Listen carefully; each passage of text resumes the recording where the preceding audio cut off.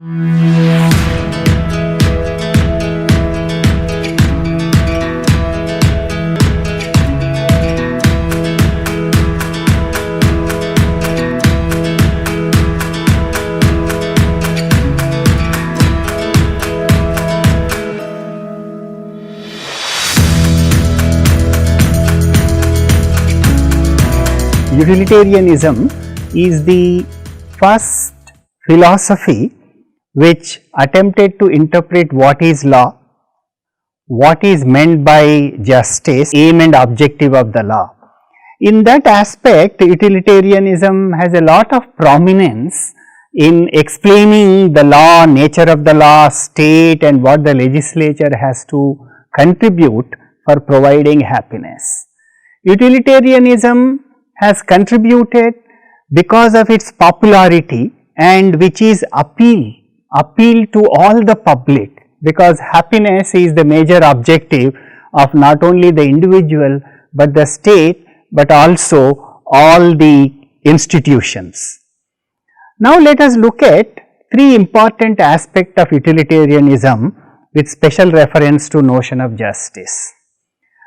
The first is related to Bentham's understanding of rights. Bentham completely dismissed natural rights. Bentham said natural rights are not rights at all. Bentham has not recognized any rights because he thinks and believes that law, when it is formulated, will take into consideration all the aspects which are related for implementation of law and providing the justice. Even Bentham goes to an extent saying that French Declaration of Rights, which is the beginning of the international articulation of human rights all over the world, he just dismisses as a rhetorical nonsense. So, in his whole conception of justice, Bentham never considered rights, natural rights, human rights of individual which are integral part of the justice. Second, his whole notion is putting justice almost all below the law. Law is supreme, law will take care of the justice. Justice is ancillary to law, justice is subordinate to law.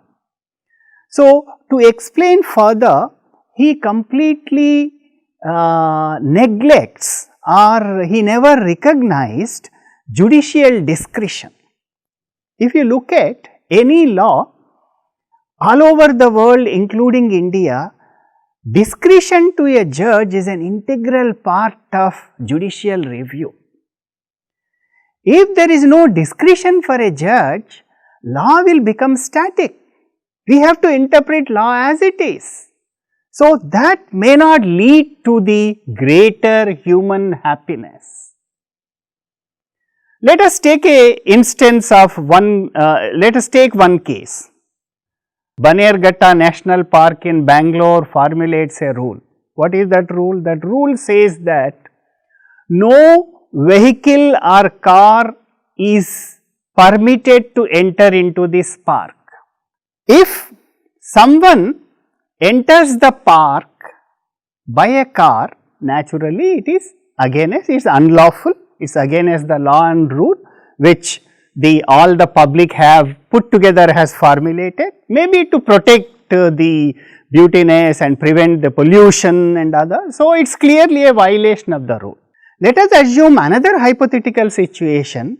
Person who is in the wheelchair wanted to get into the park and see the beauty of the park.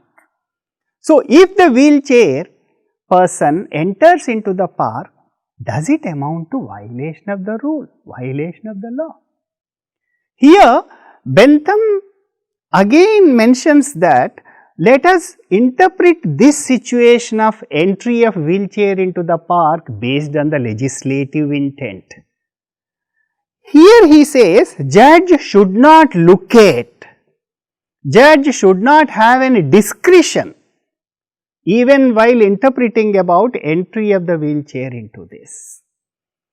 So, Bentham here again says that if there is a gap in the law making, if there is a vacuum in the rule, the judge should interpret it based on the legislative intent.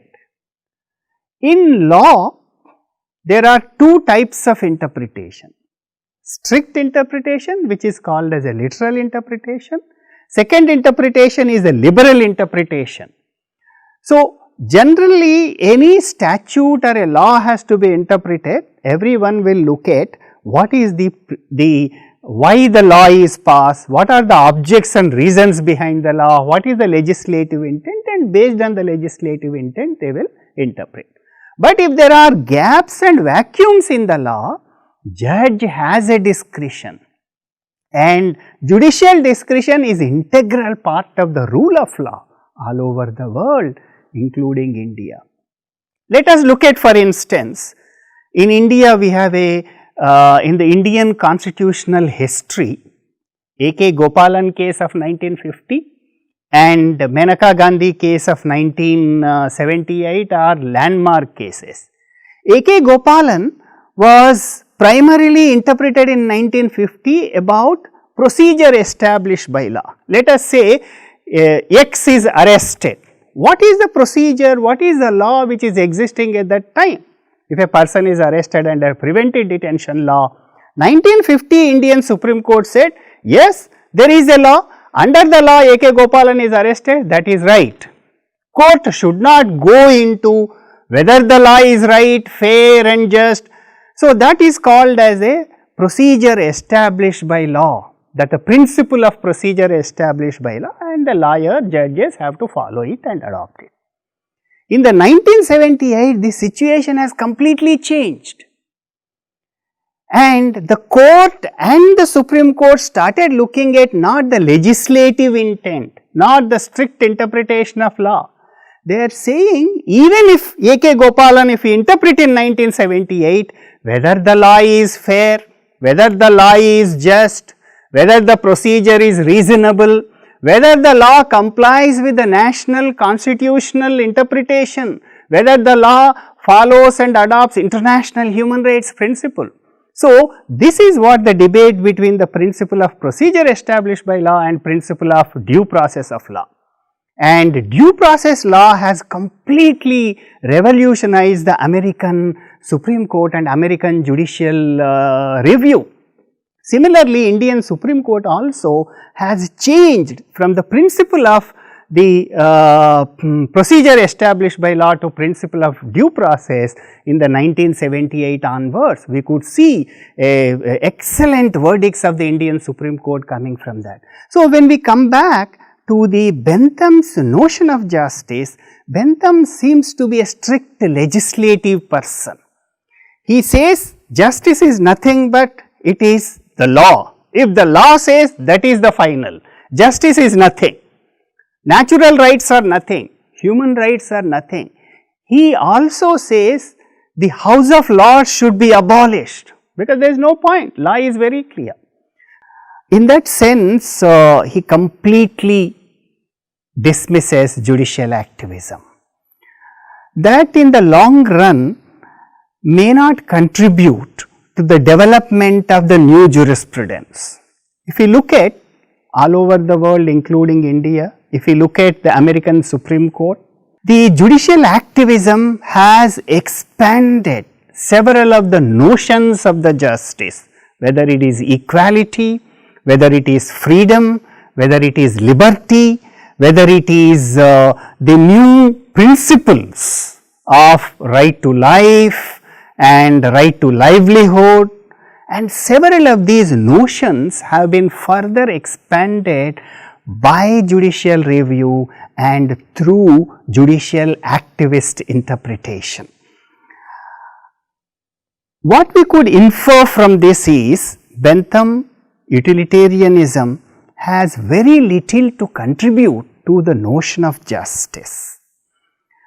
We can see J.S. Mill later on attempted to further strengthen the principle of utility That we will discuss in the next video.